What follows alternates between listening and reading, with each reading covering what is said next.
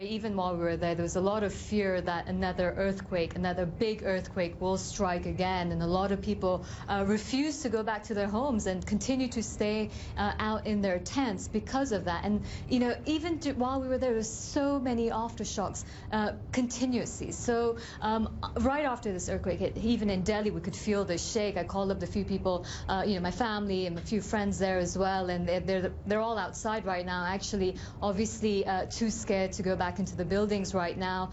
We know one person whose house has collapsed. This is a matter of huge concern because a lot of the houses were already cracked from the earthquake 2 weeks ago. So people were worried about that. This is in Kathmandu. Obviously in the villages, a lot of the houses had already collapsed, vanished completely in a lot of the areas around Gorkha. The epicenter in this case is around Namche Bazaar, which is really the sort of, when trekkers go to Everest, that's where they go. They first arrive in a place called Lukla, and then they go to Namche Bazaar. So if it's in that area, there is that concern, of course, that there could be avalanches again. And of course, there were a lot of trekkers who were on Everest Base Camp around that area who had returned to Namche Bazaar and were, hopefully trying to get back to Kathmandu and other parts of the world.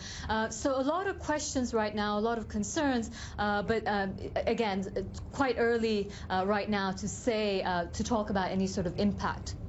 And Suneema, talk about Namche because it's a small village. I did a quick check. What, about 1,600 people live there?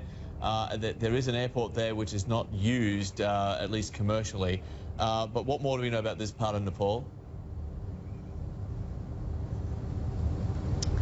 So Lukla is the main airport to go to the whole sort of Everest region, and it's considered one of the most difficult airports to land in because it's a tiny, tiny landing strip on the sort of cliff of this very high up. Actually, I think it's about 4,000 meters roughly.